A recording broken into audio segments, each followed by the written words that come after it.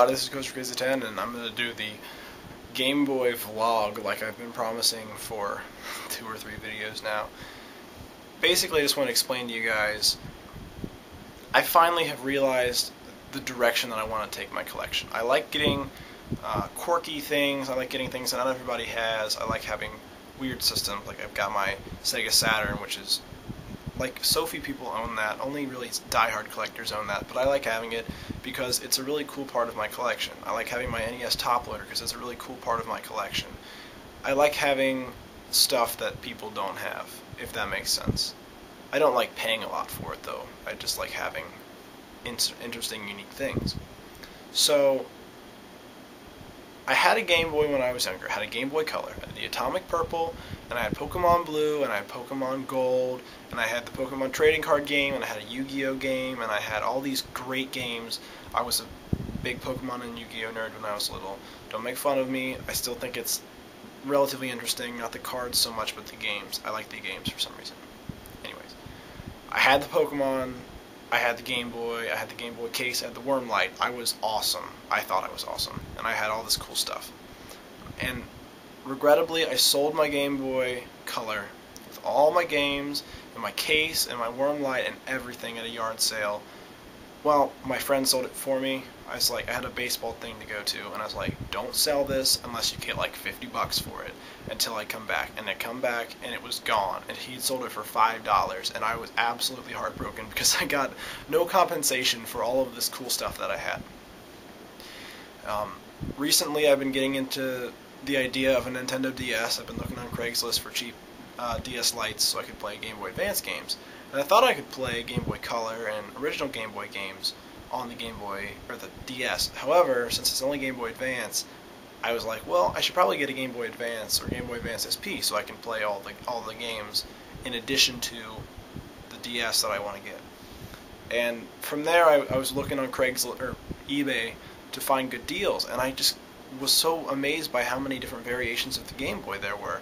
I mean, for the original Game Boy, you just think there's gray, but there's black, and there's red, and yellow, and green, and there's even a clear. And then for the Game Boy Pocket, that's the numbers are doubled at least. There's like limited editions and stuff, and for the Game Boy Color, there's a crap load, and almost even more for the Game Boy Advance.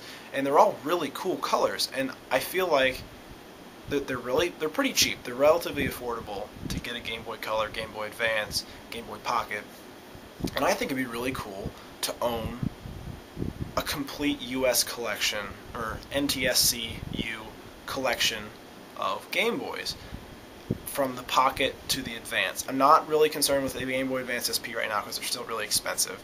It's really hard to get a good deal on one on like eBay. My best bet would be going to Goodwill and finding them, and I've had really bad luck with that. So besides that, my goal eventually with my collection is to get a complete NTSC-U collection of all Game Boy consoles up to Game Boy Advance. And I'd like to own at least a couple Game Boy Advance SPs. But that's a lot of Game Boys. That's like 50 plus Game Boys. And it's going to be a pretty long process because I'm not just going to be able to drop, say I'm going to buy $100 worth of Game Boys today and make a huge dent on that. Eventually I'm going to get to the point where I'm going to have to drop $30, $40 on a Game Boy limited edition, and that's hard for me. I don't like putting so much money into a game.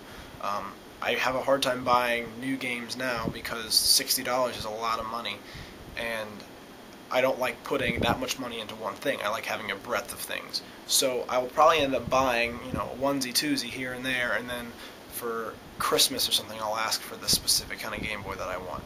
And that way I can kind of minimize how much I put into each thing, if that makes sense. But I'm just gonna this is gonna be an ongoing thing. I've made a playlist on my account already. If you're on my channel page, it'll be over there somewhere.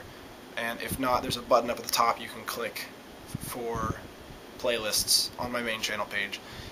If you're just watching this video in its own page, go to my username, which should be up there somewhere, and you can click it and go to my page, and you can bring up the list or the playlist of all the Game Boy stuff. I'll be getting Game Boys off Craigslist, eBay, thrift stores, friends, anybody that I can find that has Game Boys.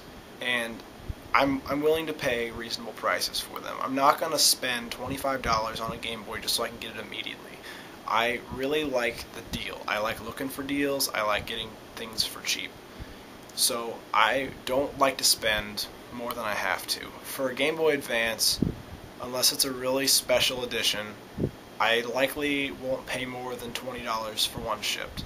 If I can do it, I would prefer to get under 15, but that's really hard to do. I got a Game Boy Advance Glacier with 6 games, case, worm light, and link cable for $19 shipped a couple days ago, and that I got that off eBay. That's a really, really good deal. I was surprised I got that. It's going to be hard to find the rest of the colors at that price, but I'm going to do my best to. For Game Boy Colors, I'd prefer to get them under 15 shipped. For Game Boy Pockets and regular Game Boys, 10 to 15 shipped. Obviously, for limited editions, it's going to be more. There's a Pikachu one that's yellow and blue that's going to run me probably $30 at least. There's like several limited edition Pokemon Game Boy Advances that are going to run me probably more because they're really rare. But for the standard common ones, I'd like to keep everything under $20 per. That being said, if any of you have a spare Game Boy, Game Boy Advance, Game Boy Pocket, Game Boy Color that you'd like to sell, and that price range seems acceptable to you, please contact me through YouTube. Just send me a private message, and if you can give me pictures to show me the condition and show me that it works, we'd probably be able to work out a deal. I'll pay you over PayPal, and then you have to ship it to me, obviously, but we'll do a deal. The only caveats are, I would prefer the consoles to be relatively scratch-free. I can't ask for a completely scratch-free because they're Game Boys and they get scuffed up, and I want the battery covers. That is, like X-File 2708, he refuses, like at the end of his collection, he's going to go back and buy manuals for all of his games that don't have manuals, because that's an important part of the collection to him. Battery covers are my manuals, essentially.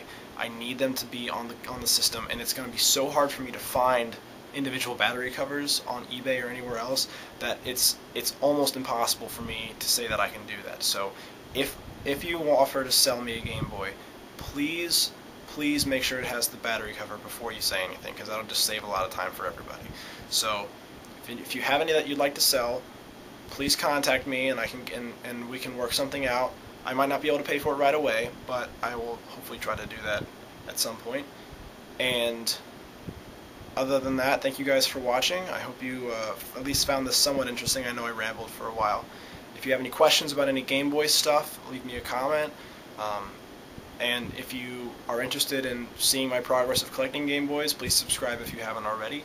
And thank you guys very much for watching, and hopefully I'll see you guys in a couple days with the first addition to my Game Boy collection.